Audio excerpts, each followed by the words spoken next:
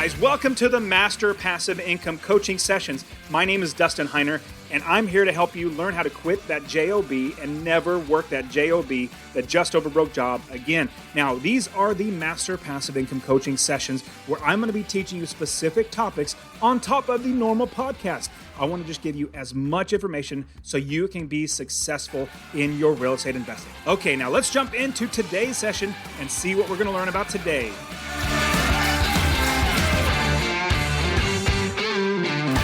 Finding out who owns a property is not as hard as it might seem. In fact, I've done it so many times, it's really, really simple. But there are free ways to actually find out who is the owner of the property. Now, hey guys, my name is Dustin Heiner with Master Passive Income, and I would love for you if you subscribe to this channel, click on that subscribe link, and I could give you so much great ways to invest in real estate. Now, finding the owner of a property is really not that hard. In fact, there's one of the best ways to find the owner of a property is by going to the county of wherever this property is located.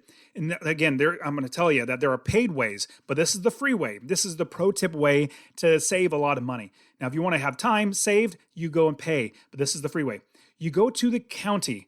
The county assessor is the county assessor, the department that actually assesses the value of the home. The county recorder is the recorder who records deeds and sales. If you go to either one of these departments or go to the tax collector, if you go to any one of these, and they're usually all almost one and the same, but they really work hand in hand, they're the ones that keep track of where the property is and who the owner is of the property. So I'm going to give you the biggest pro tip is what you're going to do when you're looking for the owner of a property.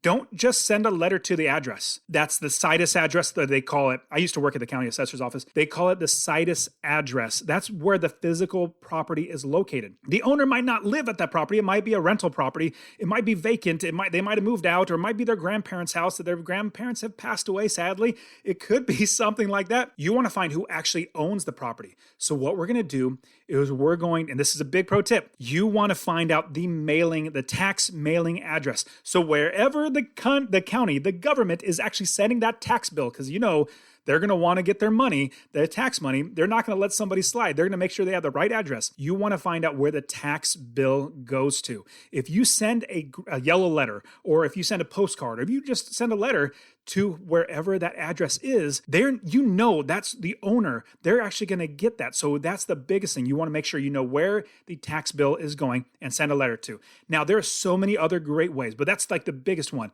If you just go to the county research, and a lot of the stuff is literally online.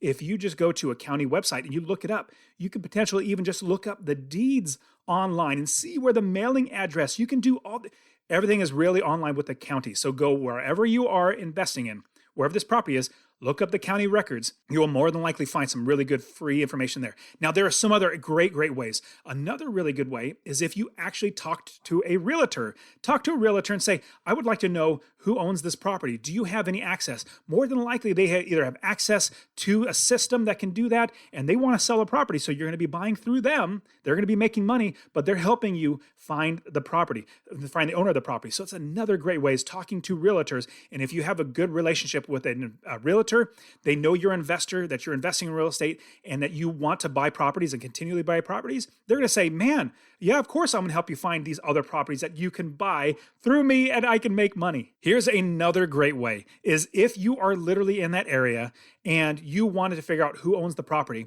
go door to door, like literally knock on the neighbor's door. It's going to be a little nerve-wracking. Be very, very cautious and just say, hey, my name's Dustin.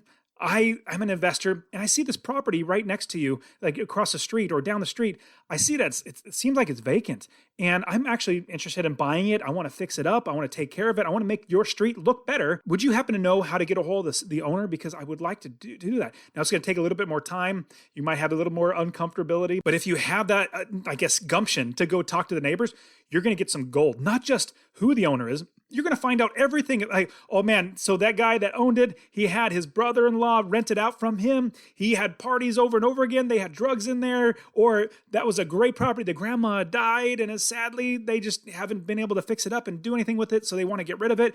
You would get some great information, like so much better information than you get from the county recorder or anybody else. you're getting firsthand or basically secondhand information, but you're getting information that most people would not get. So don't overlook actually talking to the neighbors. That is gold that you could be able to dig up to find information on that property. And so in having all these free ways to get the property, what you're going to get is you're going to get some great information to hopefully, number one, be able to buy the property. Number two, be able to get the price down lower, because let's say you get some gold, some really great information where the next door neighbor said, hey, there was a drug deal busted inside that house. You might be able to use that to the seller. Hey, seller, I know that there was a drug deal that went sour inside that and somebody might have died, but there's some issues with the police. Let me take it off your hands and you'll have some gold. And also, I have a video on negotiating. I love negotiating. Utilize all this information for negotiating, getting that price down. Check out the video description below on how to negotiate, literally negotiate everything, even from a salary to buying a house. I love doing that. So when you're utilizing how to find other people that own properties, getting their address, sending them cards, even calling them. I've literally gotten, and this is kind of sad, I've literally gotten phone calls from people saying, hey, Dustin, I see you want to sell your house, because I have this in the past on the MLS. They call me up. I said, well, no, I'm not. How'd you get my number? Well, there's people that have guts that actually do that. I personally would not recommend that. What you can do, though, is send a letter. Literally send a letter saying, hey, I'm interested in buying your house. Would you want to sell? So those are the great ways. My number one way is to contact the county, see how you can get that information. Subscribe to my channel. You guys are fantastic. Thank you so much for being here.